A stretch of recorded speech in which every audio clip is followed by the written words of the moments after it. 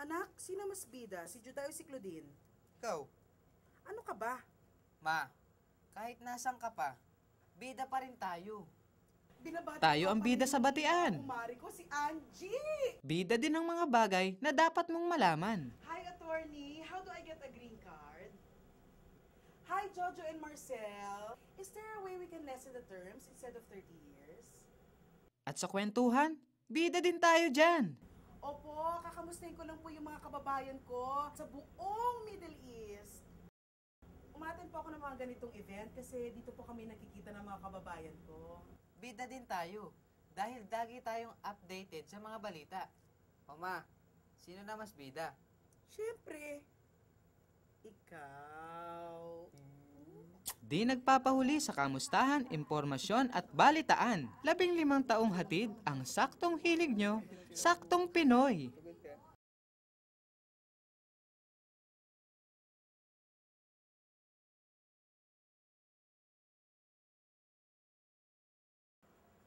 Hoy, Empoy, ano na naman yan?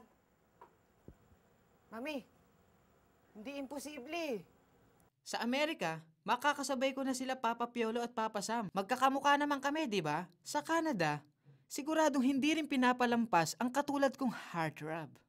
Rock and roll ba gusto nyo? Pwes, sa Middle East, makikipag-rock-rockan ako. Ay, hindi ka talaga marunong kumanta. E di gagawa na lang ako pelikula. Tapos, magpipremiere ako sa Europa at sa Australia.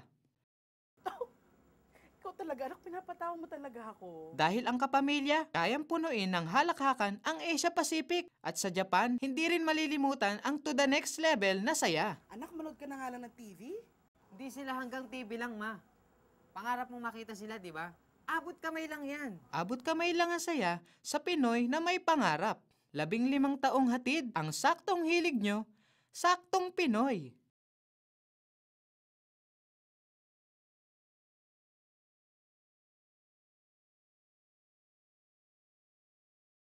Labing 5 taon na tayong magkasama. Paano nga ba kita naging kapamilya? Ikaw ang nag-aalis sa pagka-homesick namin ni Mami sa Amerika. Gusto ko na umuwi, Empoy. Ay, teka, wawawi na. Tinuruan mo magtagalog ang pinsang ko sa Canada. Kuya Empoy, I can say kanan, kaliwa, mainit, payong. Going strong din kaming magkakabarkada sa Middle East. Ho, pare! Ayun na! Yan! Dyan! Ayun o! Si Pacquiao o! Uy, ano ba? Pacquiao! Sige! Sa Europe, nawawala ang ginaw naming magka-housemate pag ikay nagpapatawa.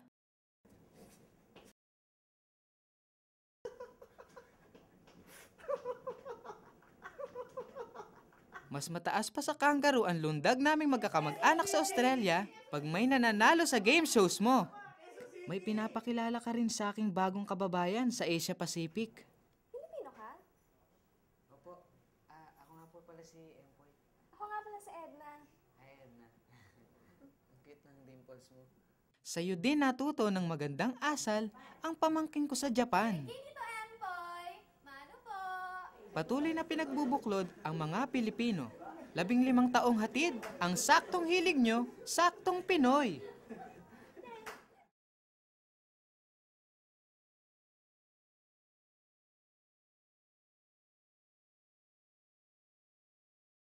Ang laki naman itong bahay. Ano pa bang mahihiling ko? Hindi lang yan, ma. Sa susunod, trip around the world naman, ang iririgalo ko sa'yo. Pero paano na yung mga paborito kong Pinoy na palabas? Hindi problema yan, ma. Dadaling kita sa Amerika kung saan ako ang hari ng teleserye. Huwag mo ako iiwan! Ma, ikaw pa rin ang mami ko. Relax. Sa Canada, I stayed fit, kakagiling-giling. Oo, tama. Wawawi na.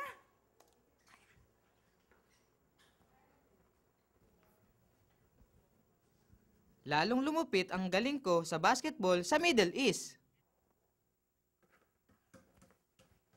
Sa Europe, lalong bumagsik ang pagka-lover boy ko. Bek. Hoy, Aray ko. I love you, Bek-Bek ka dyan. Dito sa land, down under. Hoy, alam mo na ba yung bagong skandal? Tapos, tuturuan na rin kitang magsayaw pagdating sa Asia Pacific. Champion naman ako sa kantahan sa Japan. Ang maburaki na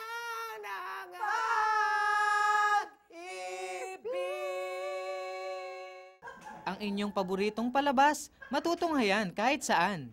15 taong hatid, ang saktong hilig nyo, saktong Pinoy.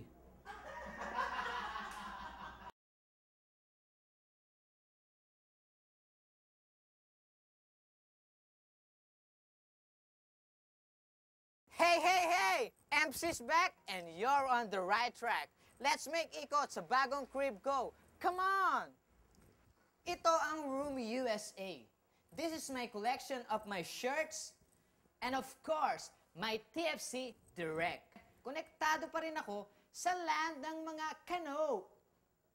When I go to Room Canada, wala akong namimiss na show kasi pwede ko silang balikan through my IPTV. Pagkibag naman ang pag-uusapan, I'll stay here sa Room Middle East. Dito, may pakinabang ang bigote ko. May pakinabang din ang mamahaling kong cellphone. Bagay na bagay manood dito sa Europe ng kapamilya shows using my laptop. Pwede ko na rin dali ng aking laptop dito sa OC Room, katabi ng mga koalas. Dito naman sa Asia Pacific, watch TV through cable or internet. When we turn Japanese, we enjoy TV like sushi on 2 different platters. Mapa-internet o mapa-IPTV. It's time for you to go. Manonood pa ako. Papaano mo man gustong manood, nandyan ang TFC na swak sa lifestyle mo. 15 taong hatid, ang saktong hilig nyo, saktong Pinoy.